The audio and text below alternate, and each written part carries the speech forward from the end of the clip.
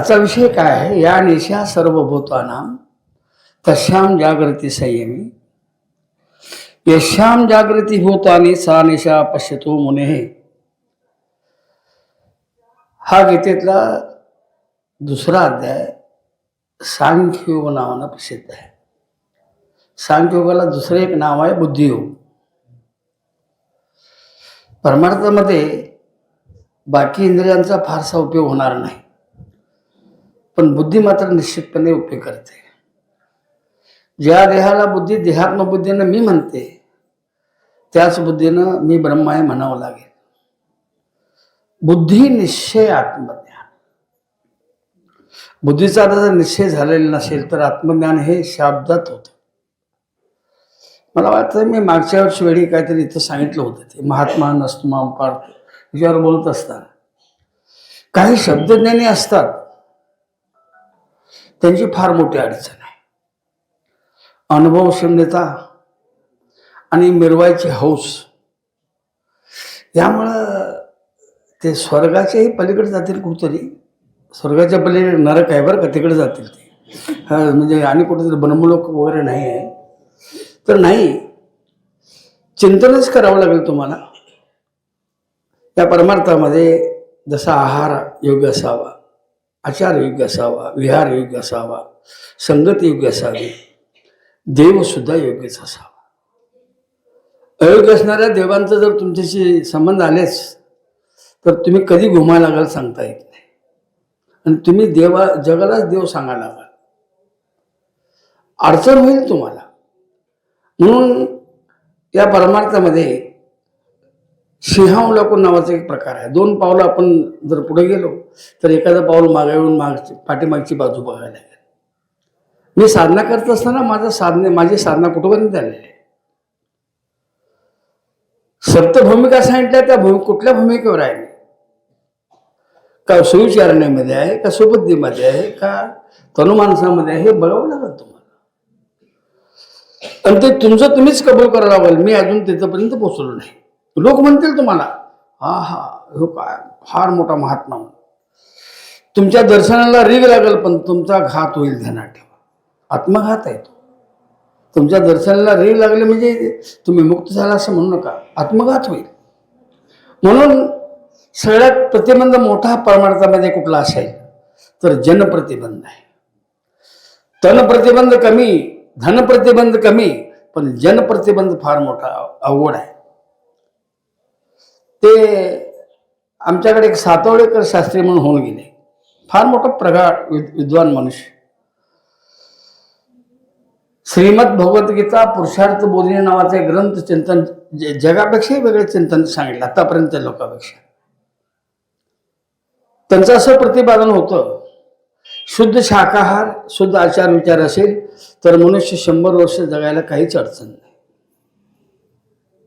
पण तेच 98 वर्षी गेले. काय एक समाज असतो, त्या तुकोबारायांच्या वेळ होता, आताही आहे, असं सांगत असताना कसा गेला गा, हे चर्चा असते त्यांची. त्याचे चिंतन सांगितलं त्यांच्या शिष्याने. थोडं अलीकडे त्यांना असं वाटत होतं, कुणीतरी मला बोलवावं, सत्कार करावा, मला मान द्यावा. 2 वर्ष कमी झाले. आमचे किती कमी होत आहेत कुणाला ठाऊक. रोज आपण हार घालतच बोलत असतो, आपलं काय काय होणार कुणाला ठाऊक. इतकंही जनाचा संपर्क नको आहे. का नको आहे ह्याचा जर विचार केला, जनाकडे बघत असताना संत महात्मे बघतात, जनीवनी अवघा देव. बघा त्यांच्याकडे. इथं बसलेलं कोण स्त्री नाही, कोण पुरुष नाही, कोण बाल नाही, काय वृद्ध नाही, कोण महात्मा नाही, कोण नाही, सगळेच त्या भगवंताचे एक चिदविलास या ठिकाणी चाललेला आहे. असं बघायला काय हरकत नाही. पण अपरभाव असेल तर मात्र आपल्याला हे माझं कुटुंब, हे दुसऱ्याचं, हे माझे भाऊबंद, हे दुसऱ्याचे, असं त्यात भेद येतो. त्या भेदामध्ये सगळ्यात महत्वाचा भेद कुठला असेल तर जीव ईश्वराचा भेद आहे.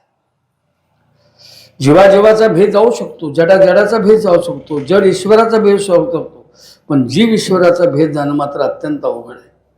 आणि ते तुम्ही साधनेनं, प्रयत्नानं, अथक प्रयत्नानं काढावं लागतो. सहजासहजी परमार्थ तुम्हाला बिंबल असं म्हणू नका.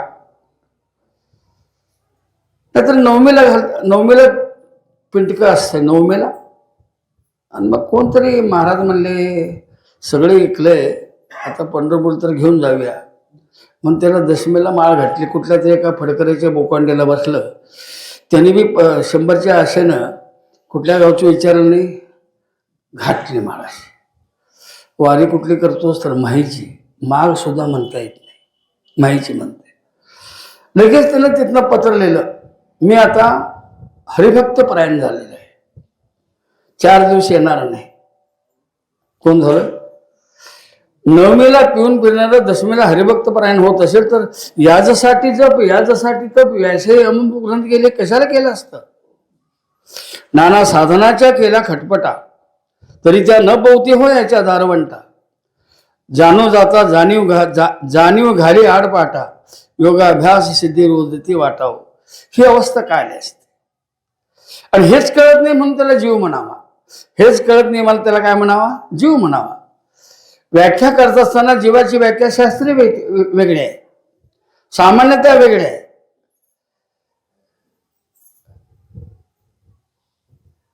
तुमच्या ठिकाणी पडलेलं आत्मस्वरूपाचं प्रतिबिंब त्याला कूटस्थ चैतन्य म्हणावं.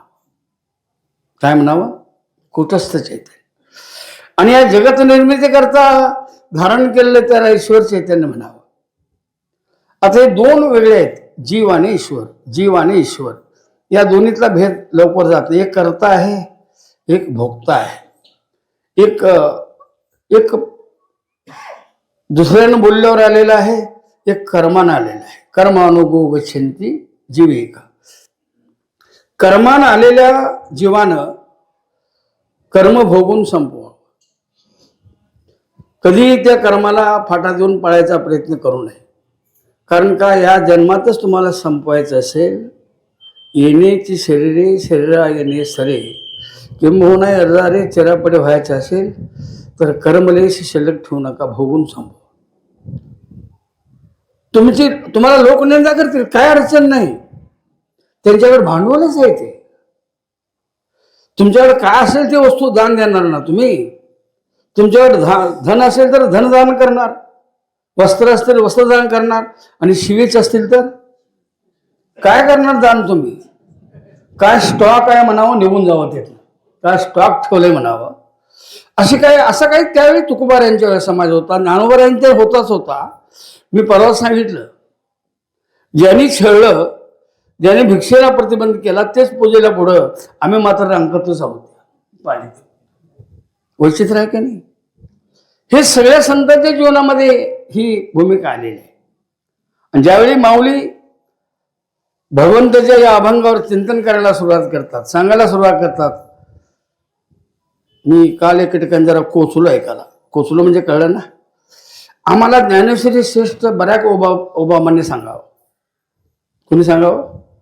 ज्ञानेश्वरी श्रेष्ठ आहे असं कुणी सांगावं? ही इथली राजकीय सत्ता आहे नालायकांची.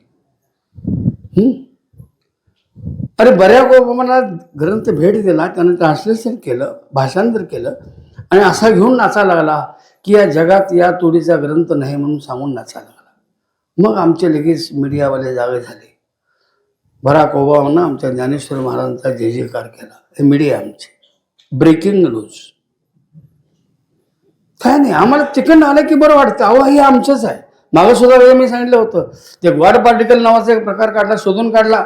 इंग्लंडला 10 वर्ष खाणून आणि माणसं म्हणले आमच्या हिंदू संस्कृतीला कळलं नाही, ते इंग्लंडला कळलं. काय? God particle. God particle. मी म्हटलं येड्यानं, 100 वर्षापूर्वी घोष नावाच्या एका बंगालच्या शास्त्रज्ञान सिद्धांत मांडला, आणि 2000 वर्षापूर्वी कनाद ऋषीने तो सिद्धांत मांडलेला आहे.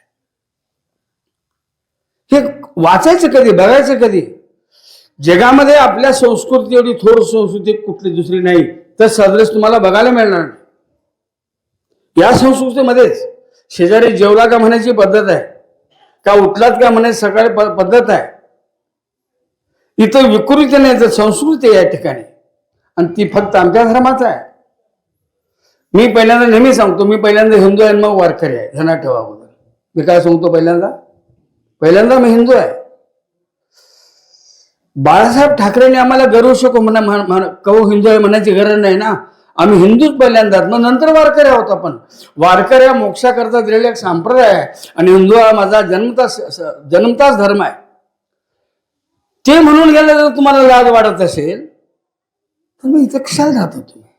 या भूमीला इथले जुंधळे कमी करायला, भात कमी करायला, हॉटेल गर्दी करायला जा ना. कुठे जायचं तिकडे, तुम्हाला कुठे जायचं तिकडे जा. जीवाची व्याख्या आहे कूटस्थ चैतन्य आणि माया विशिष्ट चैतन्य ईश्वर आहे. दोघांच्या मध्ये वाच्यार्थामध्ये फरक आहे. त्याला जीव म्हणतात, त्याला ईश्वर म्हणतात, त्याला जीव म्हणतात, त्याला ईश्वर म्हणतात. पण लक्षार्थ बघितलं तर दोघांचं अधिष्ठान चैतन्यच आहे ना. परमार्थामध्ये लक्षार्थाकडे लक्ष गेल्याशिवाय पुढे तुम्हाला पाऊल टाकता येत नाही. आमचं वाच्यार्थावर चाललेलं असते. रामकृष्णारी विठ्ठल केशवा मंत्र जपावा, किंवा बुवा म्हणते हरी हरी, तुम्ही म्हणा. बुवा मोकळाच आहे, तो काय करायची गरज नाही. तुम्ही म्हणा हरी हरी, काय अडचण नाही. आधी केले मग सांगितले हे याच्याकरता संत आहे, आणि आधी नाही केले आणि मग सांगत पुरले, हे आपल्यासारख्यांचं असते बरं का. चला, या निशा सर्वभूताना, सर्वभूताना मी या निशा हा शब्द सांगतो. हे सर्व जीव मात्राच्या ठिकाणी जी रात्र आहे, निशा म्हणजे रात्र, रात्रीचं वर्णन गडद अंधकार केलेलं आहे. आता तर दिवसाचे 10, 11, 12 वाजलेत. आता कुठं रात्र आहे? होय, आता पण रात्र आहे, आहेच रात्र आहे. ही रात्र कुठली आहे? ज्या ठिकाणी जागृती यायला पाहिजे होती तिथं न येता भलत्याच ठिकाणी जागृती आलेली आहे. जिथं संत महात्मे, हे तुमची परंपरा आहे ना, निरंजन महाराज असू द्या, विनयानंद महाराज असू द्या, आता आहेत आदिनाथ महाराज असू द्या, हे जागे कुठे आहेत? आत जागे आहेत. आम्ही कुठं आहोत? मी एकदा त्या वारीला जाताना मला त्या जयसिंगपूरला त्या माऊली शिर्जेनं राम मंदिर चांगलं बांधलंय म्हटले, बघायला जावा. नवीनच बूट घेतलेला, गर्दी होती. आता तिथे काय चप्पल स्टँड किंवा 10 पैसे देऊन ठेवायची काही व्यवस्था नसल्यामुळं मी कसं बसं काढलं, गेलो. आज सुंदर मूर्ती होती, पण एक क्षण देखील त्या मूर्तीवर स्थिर होईना, कारण माझे बूट कोणतरी उचलते, माझे बूट कोणतरी. मग श्लोक म्हटला, दक्षिणो लक्ष्मणो यश इकडं मोवामेची जनकात मध्ये आहे बूट. हे असं होऊन चालणार नाही. निशा शब्द आहे अंधार. कसला अंधार आहे? मी अज्ञानाच्या अविद्येच्या अंधकारामध्ये गुरुफटून गेलेलं आहे.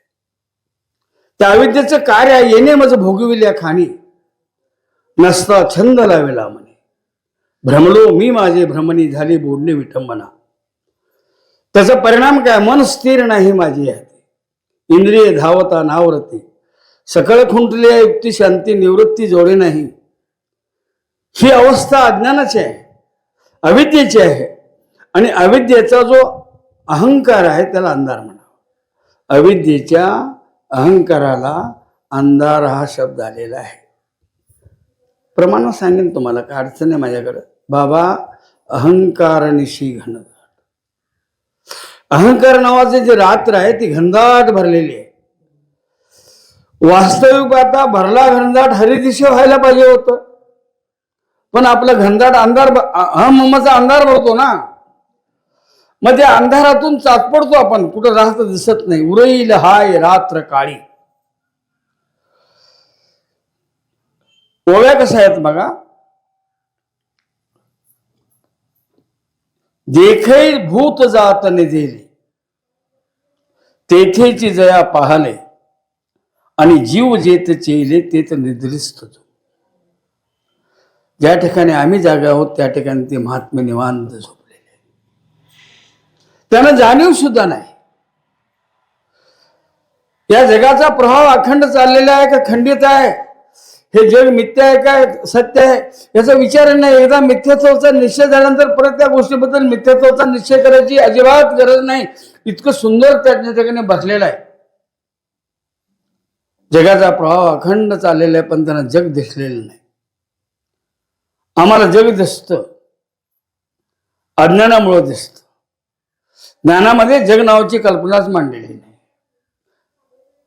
आणि परत जेव्हा त्याच्या पुढे जाऊन सांगायचं झालं तर अज्ञान सिद्धच होत नाही, त्यामुळे त्याला निवृत्त ज्ञान पण सिद्ध होत नाही. ही अडचण फार मोठी आहे. अज्ञान तर सिद्ध होत नाही, पण त्याला निवृत्त करणारं ज्ञान पण सिद्ध होत नाही. मग सिद्ध होत नाही तर एवढी खटपट कशा करता? आमच्या परमार्थ्या ग्रहसंयुक्त नावाचं एक मासिक येते. ते तुमचं नसते, ते बायकांचं असते. तुम्ही काय तिकडे घेऊ नका. ते कधी नवीन पदार्थ कसे करायचे हे त्यात दिलेले असते. पूर्वी आई मुलीला शिकवायची, अगं नाव बुडीशील माझं, स्वयंपाक शिक. त्यातले त्या 2 पदार्थ आपल्याला अवघड, पुरणपोळी आणि आंबोळी. ती डोसा नव्हे, आपल्याकडे आंबोळी वेगळी असायची, धरण ठेवा. ह्या उडप्यांचा डोसा नव्हे, ती आंबोळी आपली ती पॉईंट पॉईंट पॉईंट पडायचे. लहानपणी खाल्ल्या की नाही बा त्या आंबोळीची. एखादा पदार्थ करायचा होता, त्या बाईने तो गोळा सगळा केला आणि मग तिथनं सहज चाललेलो. गुरुजी या म्हणले, का? नवीन पदार्थ केलाय, तो तुमच्या हातनं ओपनिंग होऊ दे. काय ओपनिंग, कोण कशाचं करतील सांगता येत नाही. आणि ते बोलायला बी ओपनिंग करायचं तर सवयच लागली, त्यामुळे ते बी बलवल तिथं असतेच. आता तो गोळा घातला माझ्या ताटात, तो चमच्यान तुटना, काट्यान त्या हाताने खावं तर काय म्हणजे वेंदळ्या म्हणतील. सगळीकडे बघायला लागलो, तिच्या नवऱ्याकडे बघलो, ती गाप गाप खात होतं, पण मला काय जमणार, तुटच ना. शेवटी प्रयत्न वाळूचे कणरगडीता तेलही गडे आणे म्हणा, त्याला तोडला आणि ते त्यातला एक तुकडा घातला. तर त्याला भजा म्हणावा तरी नाही, वडा म्हणावा तरी नाही, धपाटा म्हणा, कुठल्याच पदार्थाच्या चवीत बसतो इतकं बेचव होतं, पण फुकट मिळालंय. म्हणजे गुरुजी कसं काय झालं? फार होत तुमच्याने अनेक गोळा टाकला, मेलो म्हटला, दुसरा गोळा टाकला. अरे काय चाललंय राजा, काय चाललंय काय? हे या जगामध्ये काय दिसते तुम्हाला? बघा त्या वाऱ्याने हलणाऱ्या पाण्याकडे बघा, झोळून वाहणाऱ्या पाण्याकडे बघा, लहान निरागस बाळाच्या मुखाकडे बघा, कोकिडीच्या कुहू कुहू दे बघा, कावळ्याच्या काव काव मध्ये सुद्धा बघा. हा निसर्ग किती वेगळ्या तऱ्हेने नटलेला आहे. आणि नटवणारा रंगारी मात्र तो नटवून देखील मी नाही नटवलं म्हणतो. नटवून देखील मी नाही म्हटलं. हे मजसे स्तव झाले तरी मिया नाही केले. हे का सांगितलं त्यांनी? तू म्हणता ना पलीकडे जमीन परवाच घेतली, हा बंगला बांधला, मागं आता गोटा बांधायला लागलोय, परत आणि कोल्हापुरात 2 प्लॅट घेतले. हे जे तुमचं चाललंय ना, त्याच्याकरता सांगितलं. काय येतं हे कुणाचं आहे? मी परवा एका गावात सांगितलं, बा तुझी जमीन किती? तर 12 एकर म्हणले. कशावर ना? बांध आहेत म्हणून. गावचे सगळे बांध काढून टाका. किती जमीन झाली? गावची झाली. ते आमचा बांध काढत नाही आम्ही, ही अडचण आहे. आणि त्या बांधाकरता भांडणं असतात. बांध म्हणजे कळलं ना, अहम आणि मम हे बांध आहेत आमच्या स्वरूपावर. अहम आणि ममचे बांध आहेत. इदम राहायला फार बाजूला, पण अहम ममच आपल्याला सुरुवात आहे. आणि ते अहम मम इतकं प्रबळ बसलेलं आहे, फट बसलेलं आहे. सहज जरी बोललं मी काय म्हणतो ते का, कुठं हात जातो आपला? पण तिथंच खरं तत्वज्ञान आहे, हे चुकलं. संत सांगतात सर्वस्यचे अहम हृदय सन्निविष्टो मत स्मृती ज्ञानम पोहनंच वेदैश सर्वैर हमेव वेद्यो वेदांत हृदय विदेहच अहम. एरवी तरी, नाहीतर बघा काय सुंदर चिंतन आहे. एरवी तरी सर्वांच्या हृदय देशी, सगळ्यांच्या हृदयामध्ये मी अमुकायांशी जी बुद्धी स्फुरे अनिशी ती वस्तू का मी. मग तुम्हाला तत्वमसी वाक्य सांगायची गरज काय? अहम ब्रह्माशी म्हणायची गरज काय? तुम्हाला कुठं परमार्थ शिकवायची गरज काय? पण मी ज्याला मी म्हणतो ते भगवान म्हणतात, ते स्वरूप माझं आहे. दोघांची भांडणं आहेत. जीव म्हणतो मी, परमात्मा म्हणतो मी. कुणाचं नक्की कुणाचं हे कळण्याकरता जो देहात्मबुद्धीचा तुमच्याकडे अहंकार आहे, मी देह म्हणता, तो निघून जावा. त्याला ईश्वरी संज्ञा आहे, याला देह संज्ञा आहे. दोघही उपाधीचेच अंगीकार केलेले आहेत आणि त्या दोघांची जर उपाधी काढली तर शुद्ध चैतन्यामध्ये कधीच भेद नसतो, नाही आणि पुढे शक्यता नाही. ही अवस्था भोगण्याकरता, ही अवस्था प्राप्त करून घेण्याकरता काही प्रक्रिया ग्रंथ आहेत, काही प्रमाण ग्रंथ आहेत आणि सगळ्यात महत्वाचं म्हणजे ज्ञानेश्वरी. या ज्ञानेश्वरीचं वैशिष्ट्य फार वेगळं आहे, फार वेगळं. इथे एखाद्या श्लोकावर चिंतन करत असताना मी परवा एकदा एका ठिकाणी सांगितलं, देहूलाच तद्विती प्रणिपातेनं तुम्हाला मी कल्पना दिली तिची.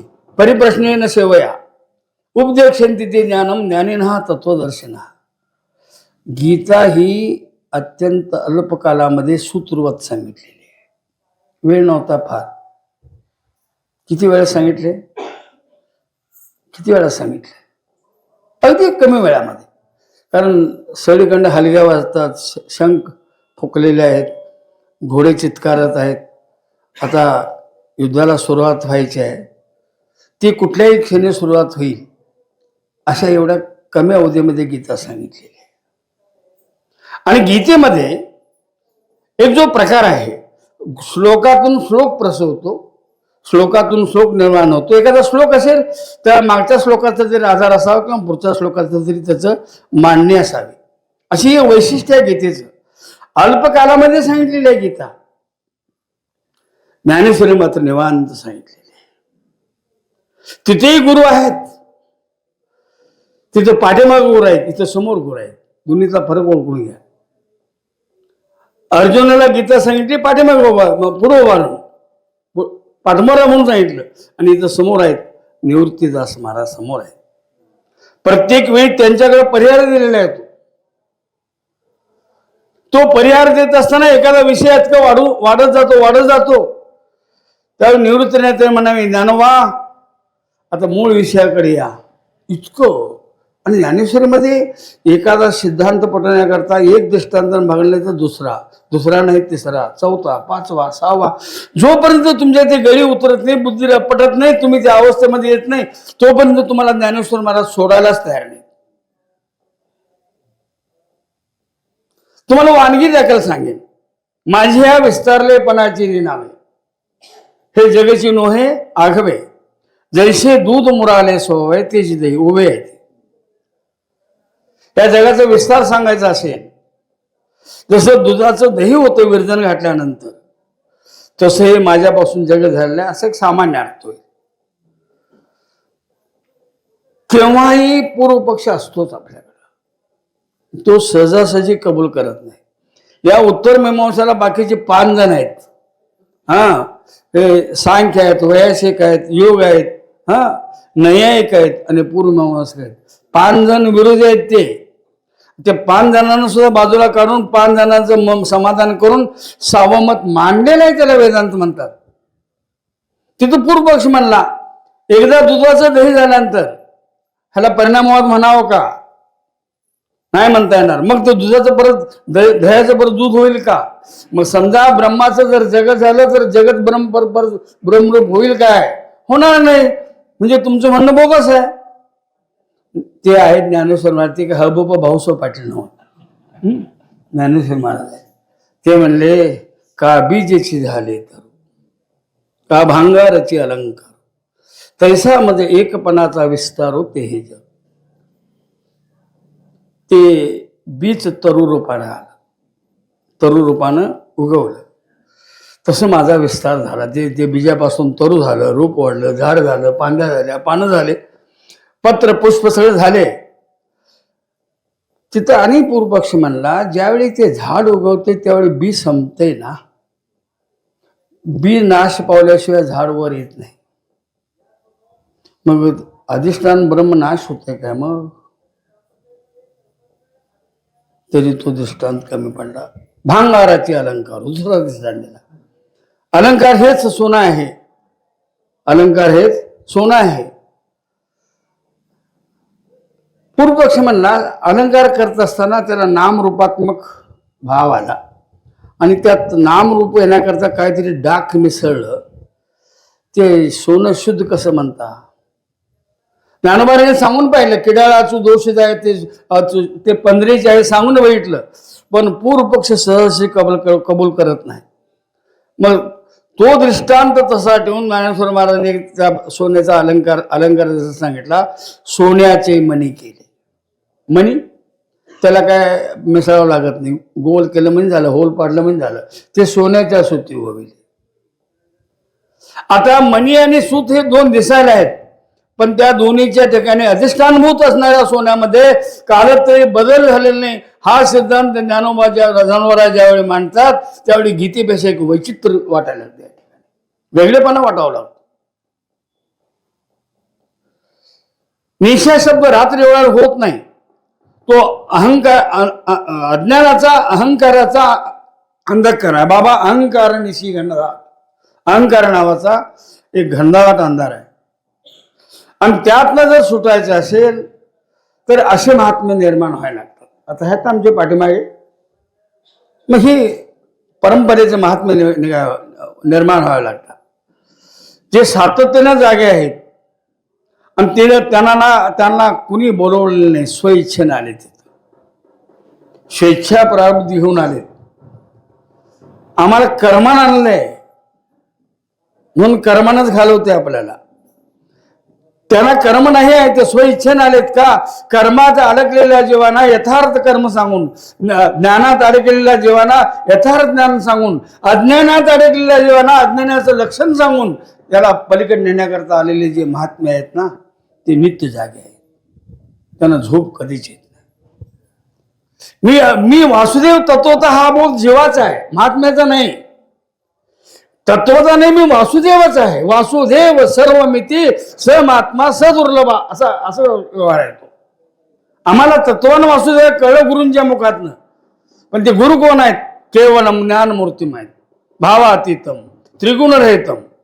त्यांना गुणाचा गुणातीत आहेत, भावातीत आहेत. अजून काय? नुसतं ज्ञानी म्हणू नका, केवलम ज्ञानमूर्तीम.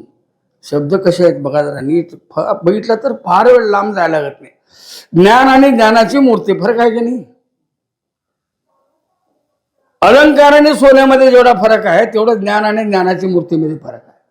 अलंकारामध्ये मिसळलेला आहे, जीवामध्ये मिसळलेला आहे, गुरूंच्या मध्ये मिसळलेलं नाही. शुद्ध चैतन्य आहे, शुद्ध सोलिव म्हणतात त्याला, सोलिव म्हणतात त्याला.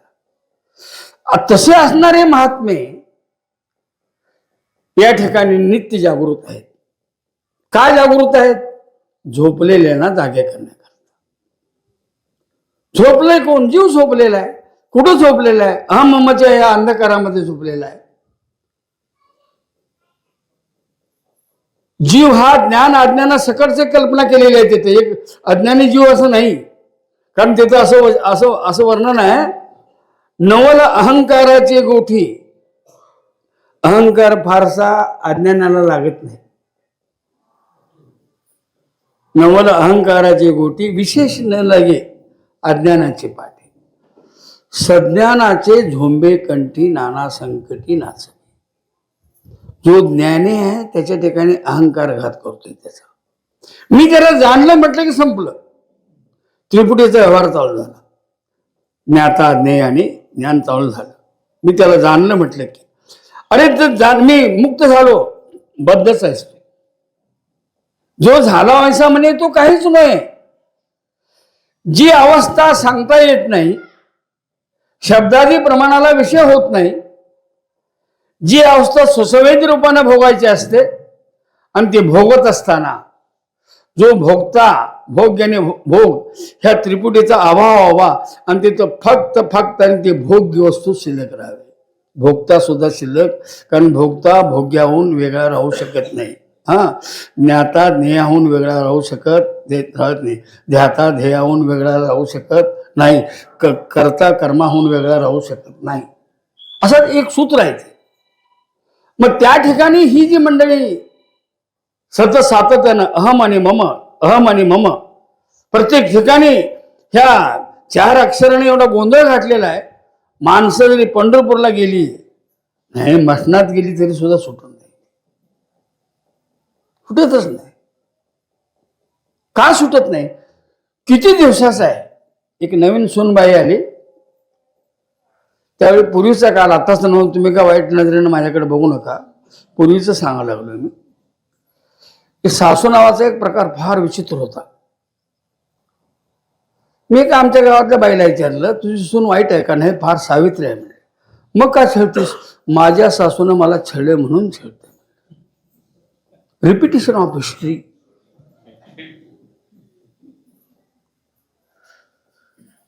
सून चांगली आहे ना? होय. मग त्याला शिव्या काय देतीस?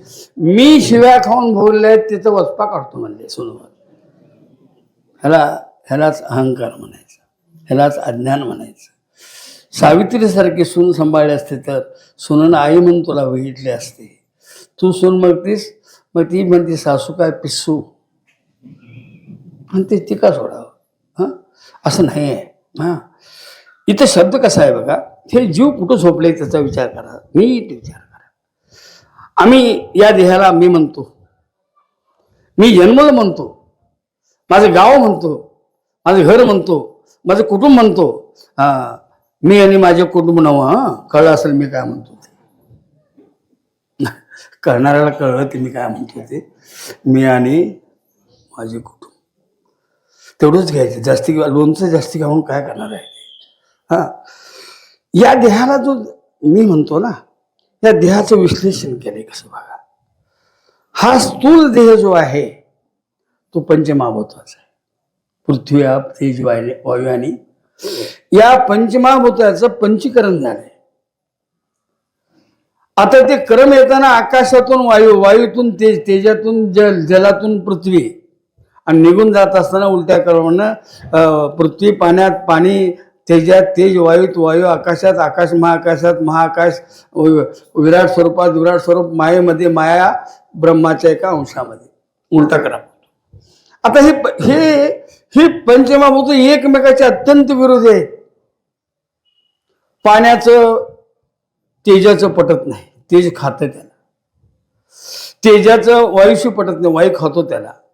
वायूचं आकाशाशी पटत नाही, आकाश खातंय त्याला. पण इथं मात्र त्या भगवंताने गुणागोविंदाने ठेवली. ती काय ताकद आहे त्याची. जसं लोकसभेमध्ये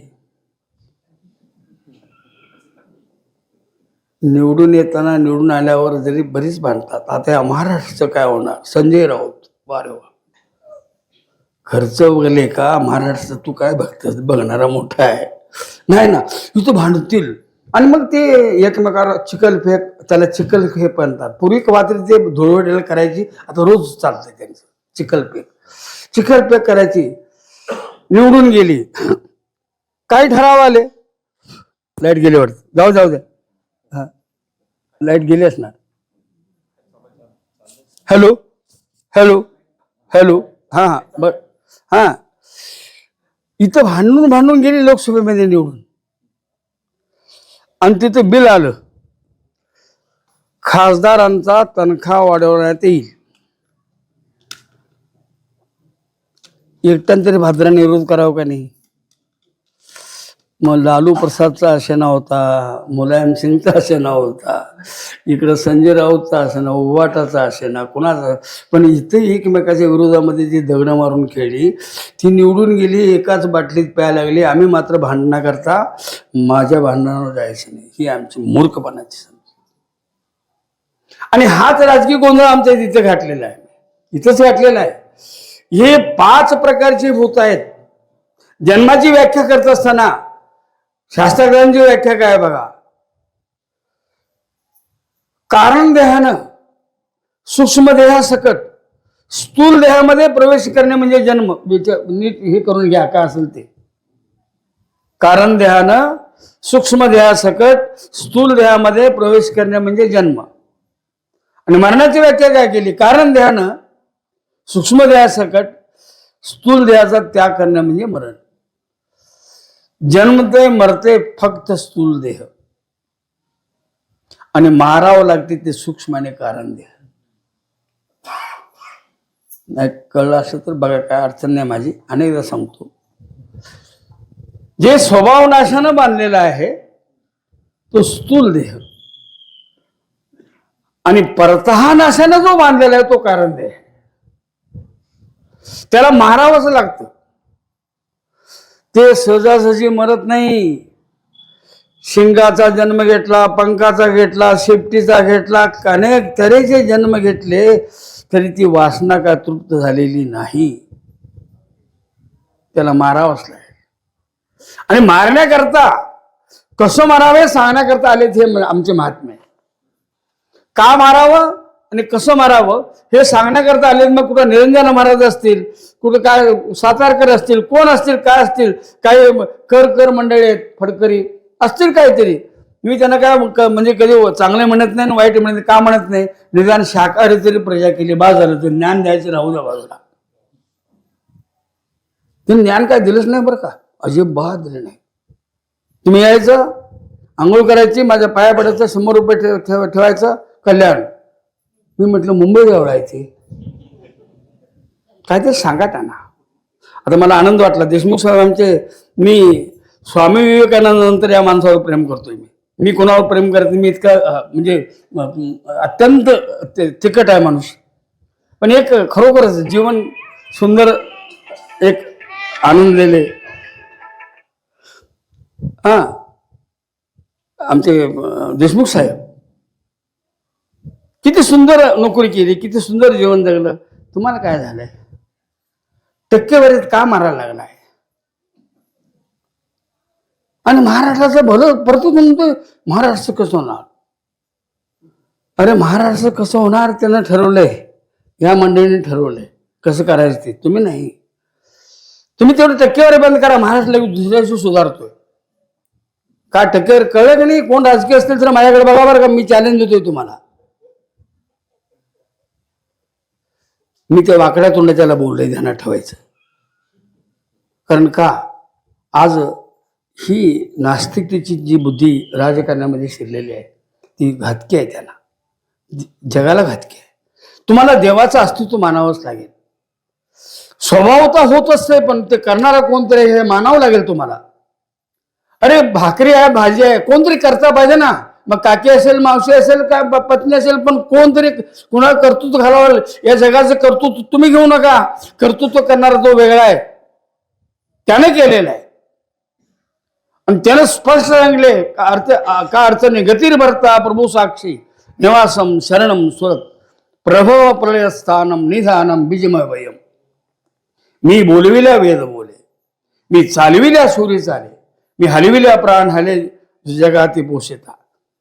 त्याने आज्ञा दिली बघा, पर्वती बैसकानं संडावी. हे तुमचे हेरल्याचं डोंगर इकडं पिकनिकला म्हणून कोल्हापूरकडे गेला तर काय काय होईल. हेरल्याचं डोंगर पिकनिकला म्हणून ज्योतिबाकडे जाताना मधनं काही वडगाव वगैरे गावं आली, त्यांना भेट देऊन थोडं पाणी घाला म्हणून सांगून गेला, चालेल का? त्यांना हलायचं नाही. समुद्राने 1 इंच वाढायचं. मला ह्यात सुद्धा पूर्व पक्षले आहेत बरं का. तुमच्या शक्यतो या वेदांत सांगणाऱ्याच्या पाठीमागं शंकेखोर असतातच, असले पाहिजे. मी असाय पाहिजे म्हणतो मी, नसून चालणार नाही. आम्ही मोकाट जाऊ. मग शंका असावीच. शंका विचारताना त्या शंका विचारणारा अभ्यास काय केलाय बघायला लागेल. अभ्यास काय केलाय का बघायला. आणि केला नसेल तर तो वेळ कडूपणा करता शंका विचारतो. मला एकानं विचारलं, ते विश्वामित्रानं जे निर्माण केलं जग ते आता कुठं आहे?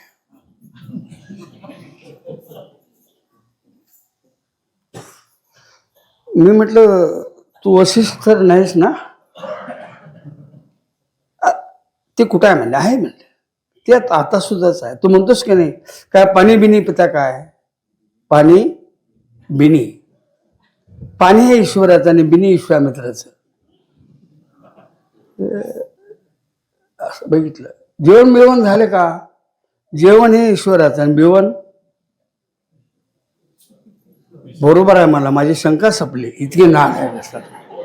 करायचं काय यांना? करायचं काय? काय तुला विश्वामित्र सृष्टीचं करायचं आहे का? अरे बघ, इथं आलास ना, जन्मलास ना, इथं विचार कर, मी इथं कशा करता. त्यात भगवंताने मला भारतामध्ये हिंदुस्थानमध्ये का जन्माला घातलं? एक उद्देश आहे त्याचा. याच देशातली माणसं मुक्त होतील, अन्य देशातली होत नाहीत.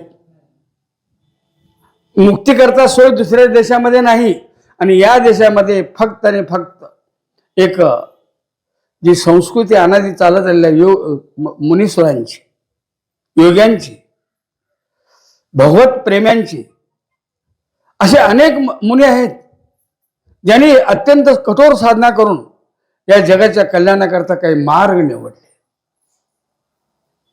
ते ईश्वर संकेताने निवडले, स्वतःच्या मनाने नाही. म्हणून या ठिकाणी चार कृपेचा जो संबंध येतो, पहिल्यांदा तुम्हाला मी परमार्थ करावा ही वासना निर्माण करावी लागते. ती जर वासना निर्माण झाली, मी नामस्मरण घ्यावं, मी पंढरपूरला जावं, मी निरंजन आश्रमाला यावं महाराजांच्या, हे होण्याकरता तुमच्याकडे अंतःकरण कृपा व्हायला पाहिजे का नको? त्याचं नाव आहे आधी मनोनी उठे मग संसार चित्त. त्यानंतर मी कुठल्या देवाला शरण जावं, कुठल्या सद्गुरूला शरण जावं, कुठल्या संप्रदायात जावं, कुठल्या रूटनं जावं, हे कळण्याकरता जे आहे त्याला शास्त्र म्हणतात. शास्त्र सांगतं तुम्ही याच रूटनं चला तर तुम्ही मुक्कामाला पोचाल. इकडे जाल तर भलतीकडे जंगलात जाऊन फसाल. शास्त्राचं ऐकावं. उलट ज्ञानोबा म्हणतात, शास्त्र म्हणेल ते सांडावे, ते राज्यही तृण मानावे. एखाद्या वेळी शास्त्रानं सांगितलं राज्य तृणासमान मान, तयारी पाहिजे तुमची. कारण तुमचं कल्याण करणारं ते शास्त्रच आहे. अहितापासून काढी ती हित देऊनी वाढविती, नाही गा श्रुती परवती माऊली जगा. त्या वेदांत शास्त्रा इतके माऊली आई कळवळ्याची दुसऱ्या कुठल्या शास्त्रामध्ये नाहीच आहे. वाद आहेत बाकीचे. वादाचं खंडन करून एक शास्त्र मंडन करणारं एक जे उत्तरमीमांसा आहे, त्यातलं जर तिसरं कांड आणि ज्ञानकांड आहे, कर्मकांड आहे, उपासना कांड आहे आणि प्रज्ञान कांड आहे. त्या दोन कांडाचा भाव बाजूला ठेवा, कारण ते मलनिवृत्ती करता, विकसित निवृत्त करतायत. ज्ञानाच्या प्राप्ती करता तिसरं जे कांड आहे ना, ज्ञानकांडाचं जर तुम्हाला बोलणं ऐकायचं असेल, ते बोलणं गुरुमुखानंच ऐकावं लागेल. ते बोलणं गुरुमुखानं ऐकावं लागेल.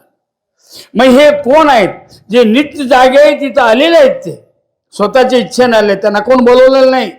स्वेच्छा प्रावृत्ती म्हणतात त्याला. इथे येऊन जी माणसं झोपलेली आहेत, तुम्ही जागे आहेत का झोपल्यात? हे म्हणले आताच नाश्ता करून आले, झोपतोय कसं आम्ही त्या पुण्याला त्या संगमवाडला थांबतो. माझे काही शिष्यमंडळी आहेत, काही मित्र आहेत. आम्ही ते मामा आणि आम्ही आमच्या साहेबांना बघायला गेलो दवाखान्यात. तिथून त्यांना आमचं काय पुण्यातलं माहीत नसते ना, गेलो तर तिथे एक वकील यायचे, त्यांचे दोस्त होते. ते म्हणले हे कोण? वकीलच असतात. ते म्हणले हे गुरुजी आहेत, कुठले कर्नाटकातले. आता माझ्या त्याने महाराष्ट्रामध्ये इथवर अंतर आहे, तरी मी कर्नाटकी आहे बरं का. ही महाराष्ट्रातलीच कृपा आहे, का काळजी करायचं काम. नालायकाने बोलणे आमच्याकरता. आम्ही जे सोसले ना, फार सोसले, लाटे खाल्यात. आणि हे महाजन कमिशनच्या वेळी झोपलीत माणसं ही तुमची. उगीच राजकारणाकरता फार मोठा कोल्हापूरवाला, कळवळा, बेळगावकरांचा आला, काय नाही, बोगस आहे सगळं. मध्ये नाका आहे कोंगणळीचा, ध्यानात ठेवा. तिथे तुम्हाला ठोकून काढतात ते. आम्ही ठोकून घेतले खूप. कसं काय अडचण किती येते. ही जी महात्मी मंडळी आहेत, ही मंडळी स्वतःच्या इच्छेने येतात. येण्यापाठी एक फार मोठा उद्देश आहे. आम्हाला आमच्या मुलाचा कळवळा येईल, पण दुःख देखवे ना डोळा, समाजाचं दुःख बघणारे तेच येतो हिताचा कळवळा. ते महात्मा म्हणायचं त्याला. ते नित्य जागे आहेत म्हणून आम्हाला उठवतात. उठा वाढानो, उठा. किती झोपाल. त्याच त्या अज्ञानाच्या अंधकारामध्ये आहार निद्रा भय मैथून, आहार निद्रा भय मैथून, पुनरपी जननम पुनरपी मरणम, हे बिरुड कधीतरी तुटावं लागेल ना. ते तुटण्याकरता याच देहाची या हिंदुस्थानामध्ये भगवंतांनी तुम्हाला दिलेलं देण आहे मोठं ते. म्हणजे आपण आज 50% परमार्थिक आहोतच, हिंदुस्थानात मिळले म्हणून. मी म्हणत नाही, भरतखंडी नरदेह प्राप्ती ही तो परमभाग्याची संपत्ती. त्यातल्या त्यात ह्या दोन राज्यामध्ये कर्नाटक आणि महाराष्ट्रामध्ये इकडे संत मंडळी आहेत, तिकडे शरण मंडळी आहेत.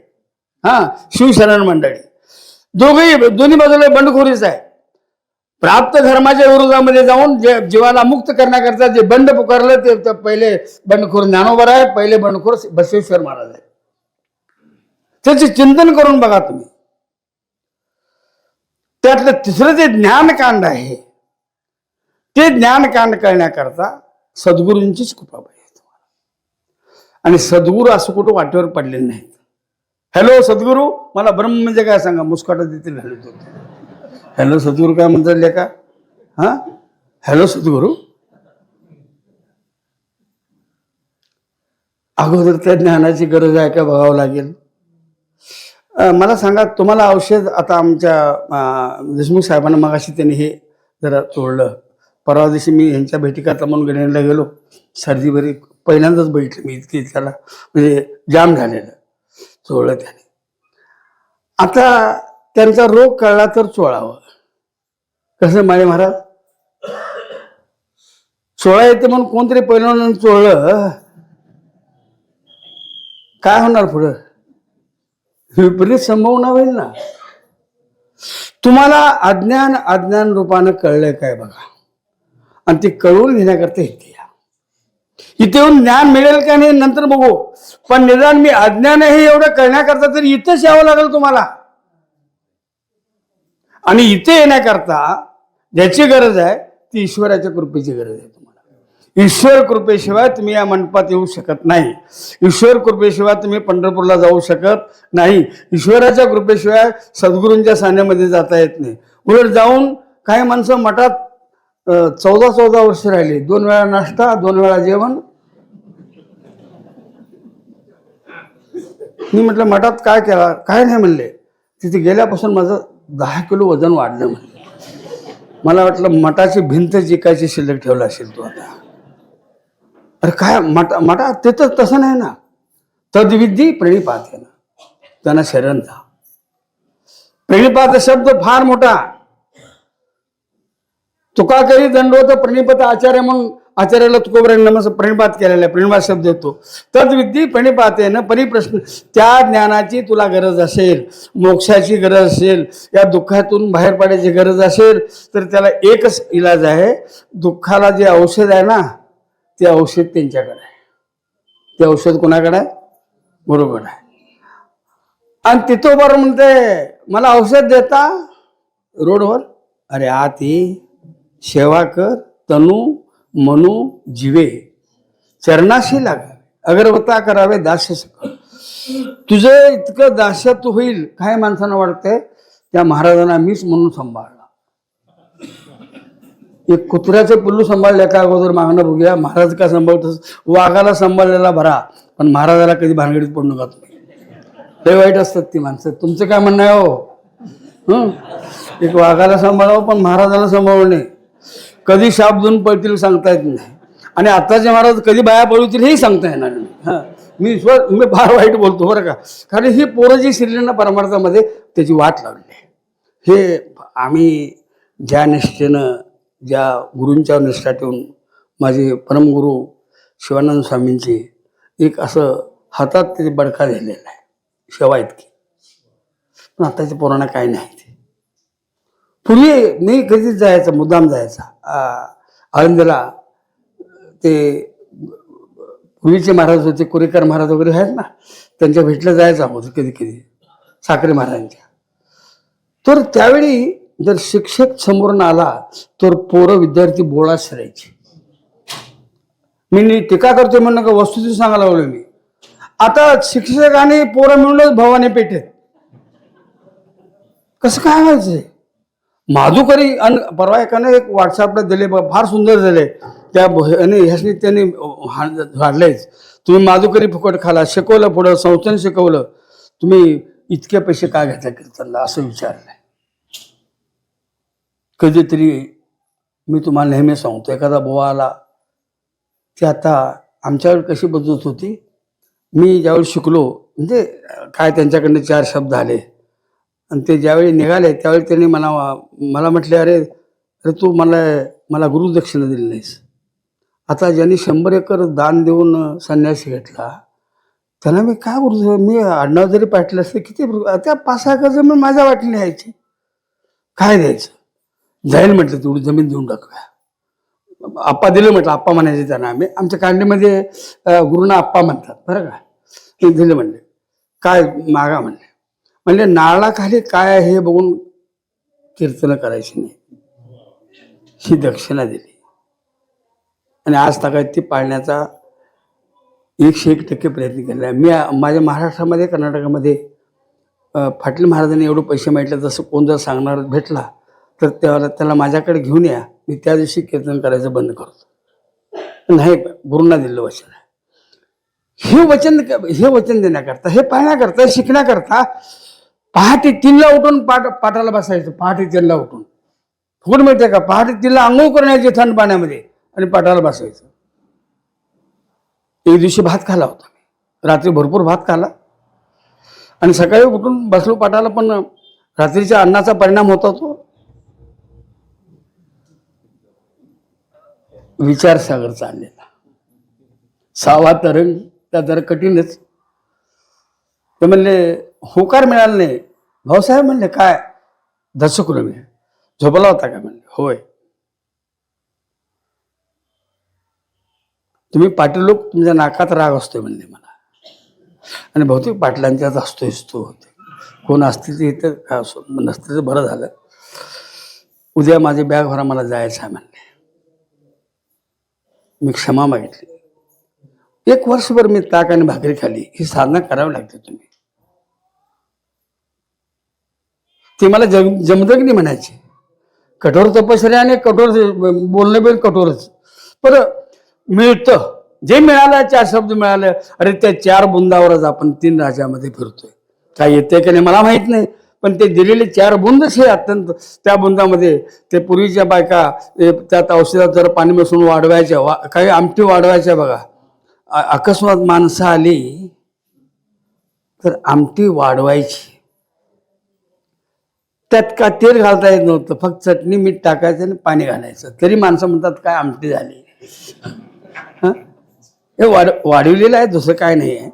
तर या ठिकाणी जे महात्मे येतात ना ते नित्य जागे असतात, आणि मग त्यांचा पुकार आहे, उठा जागे वारे आता, स्मरण करा पंढरीनाथा, भावे चरणी ठेवा माता, चुकवी व्यथा जन्माच्या.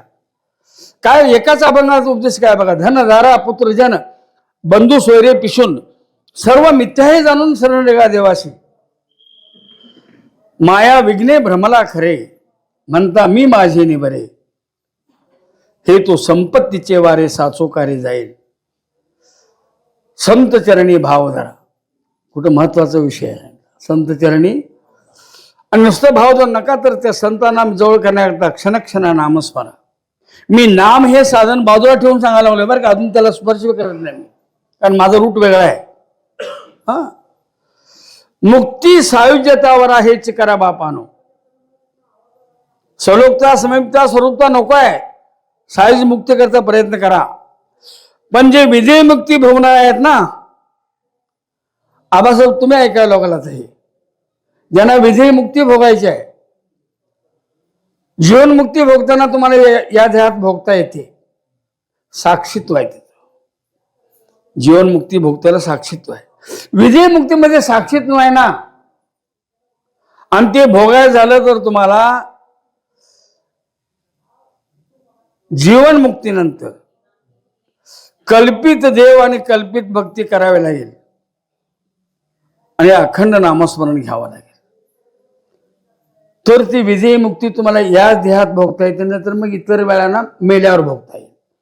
मेल्यावर भोग कुणी सांगितलंय तुला? मेल्यावर नक्की 10 रुपये देतो म्हटलं एकटा. काय करायचं घेऊन मला ते, है ना.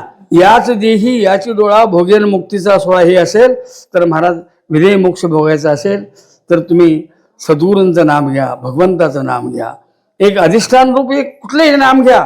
नाम मंत्र माळा विष्णू सहस्त्र आहेत, हजारो नावामध्ये कुठलंही नाव घ्या, पण ते नाव मोक्षानंतर सुद्धा घ्या. मुक्तीवरील भक्ती करा, तर तो विजयी मोक्ष तुम्हाला भोगता येतो. आणि विजयी मोक्ष भोगणारे जे आहेत त्यांना नाव काय दिले बघा. त्यांचं नाव कसं आहे बघा. तोच तो निरुपाधी. उपाधिरहित असणार, तोच तो निरुपाधी. अर्जुना तोच निरवधी, तोच तो निरवधी असून स्थिरबुद्धी आहे आणि त्यालाच मुनीश्वर म्हणायचं. सांकेतिक शास्त्रामध्ये मुनीची संन्यासाची व्याख्या वेगळी केलेली आहे. पण आमच्या ज्ञानोबांची व्याख्या कुणी खोडली नाही. मी आणि माझे पण विसरले जयाचे अंतःकरण, पारता तो संन्यासी जाण निरंतर. मग त्यानं भगव गाठलंय म्हणून संन्यासी म्हणायचा? काहीच नाही, तसं नाही. त्याचं अहम आणि मम गेला आणि निजनतेला सुद्धा वाळून टाकले, त्यानं वळून टाकले. अशी जर अवस्था असेल तर त्याला मनुष्य म्हणावं. आणि तीही अवस्था ज्यांच्याकडे आहे ती संजीवनी तुम्हाला ते द्यायला बाहेर पडलेत विना पैशाचे, फुकट द्यायला नाही. पण आमची एवढी दुर्गती एवढी आहे, अमृताच्या तळी बुडीचे तहान लागली म्हणून अमृताच्या बुडी मारली, पण तोंडा वज्रमिठी घालायची, दातकुळी अशी बसवली. काय अमृतानं करावं तुम्हाला? संतांच्या उपदेशाने तुम्हाला काय सांगायचं शिल्लक ठेवलंय? पण शरण जा त्यांना, शरणागती पत्करा. संत शरणागती आहे, ईश्वर शरणागती आहे, शास्त्र शरणागती आहे. त्या शास्त्राला शरण जा, ईश्वराला शरण जा. सगळ्यात महत्वाचं सद्गुरूला शरण जा. सद्गुरूला शरण गेल्यानंतर काय होईल? तुम्ही त्या ज्या अवस्थेमध्ये ते आहेत तीच अवस्था तुम्हाला प्राप्त होईल. आपणासारखे हे नव्हेत, आपणासारखे करीत तात्काळ हे फक्त सद्गुरू करू शकतात. आपण ज्या अवस्थेमध्ये आहोत ती अवस्था शिष्याला प्रदान करतात. शिष्य कोण, को गुरु, को शिष्य, हा असा भाव निर्माण होतो. आणि त्याच्याबद्दल ज्ञानोबा रायने एक प्रमाण दिलं, सांगून थांबतो इथेच. आता फुलं टाकायची वेळ झाली आपली. वक्ते श्रोते म्हणजे सांगणारे आणि ऐकणारे. श्रवणे पठणे पावती समभाव. श्रवणानं पठणानं समान अधिकारावर येतात. वर्णू जाता अगटित महिमा होतो जीव शिव होतो. वंदून अनन्य एका जनार्दनी ठेवी दृढ भाव. वर्षत निर्जर ज्ञानदेव नामे पुष्पांचा वर्षाव. ज्ञानदेव म्हणता ज्ञानदेव देतो. वासुदेवची होतो अखंड वज्ञ देतो. ही या सद्गुरूंचं देण आहे. आज तिसरे अधिकारी ना आबा, तर हे म्हणजे निरंजन महाराजांनंतर त्यांची ती परंपरा आपल्या आयुष्यभर विज्ञान महाराजांनी सांभाळली. ह्यांची नावं तर कशी आहेत बघा. निरंजन, ज्ञानानंतरची प्रक्रिया आहे. अंजन म्हणजे ज्ञान. ज्ञानी मुरून गेले आत्मस्वरूपामध्ये, त्याचं नाव आम्हाला फक्त अलक निरंजन तेवढंच माहीत आहे. अलक निरंजन ते आहे, पण त्याचं ते म्हणतात त्यांना माहीत नाही, मला माहीत नाही.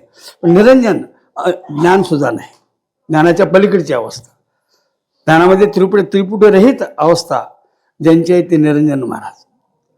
सगळ्या जगाचे अपराध सहन करून दुष्टाला सुद्धा वेलकम करणारे विज्ञानंद महाराज. हे नावं तर कशी आहेत बघा. नावं तर तशी ठेवत चला निदान, नाहीतर पडसुंब्या काय हे काय नावं आहेत काय? अरे त्यांच्या नावातच आहे. ज्ञानदेव नावात आहे, निवृत्ती नावात आहे, तुकोबारायांच्या नावात आहे. ती नावच कशी आहेत बघा. ते नावच तुम्हाला एक ज्ञान देऊन जातात, नावच बोन देतात. तसं या निरंजन महाराजांच्या नंतर जे विनयानंद महाराज झाले, तिथं विनय हेच एक संपत्ती होती त्यांची, आणि तीच संपत्ती अखेरपर्यंत चालवली. आता आमचे आदिनाथ महाराज आहेत, ते सुद्धा अत्यंत संयमी शांत पुरुष आहेत. आमचं एक टोक तर ह्यांचं दुसरं टोक आहे बरं का. आम्ही ठोकाठोकीमध्ये कधीच कमी पडत नाही. हे म्हणतात काय नाही म्हणजे कल्याणामध्ये म्हणतात काय अवघड आहे. आमचं त्यांचं कसं जमायचं तर मला माहीत नाही, पण जमलंय बरं का. कारण अध्यात्मामध्ये एक अवस्था ती आहे, ती सगळ्यांची एकच असते. ती ब्राह्म्य अवस्था म्हणतात. ती ब्राह्म्य अवस्था सद्गुरूंच्याकडनं यावी, मिळावी, तसा बोध सद्गुरूंनी करावा, ही सद्गुरूंच्या चरणी सगळ्यांच्या करता विनम्र प्रार्थना करतो. आणि तुमच्या जवळ जे चैतन्य आहे त्या चैतन्यालाही सेवा अर्पण करतो. कुंडली कवरधारी विठ्ठल श्री ज्ञानदेव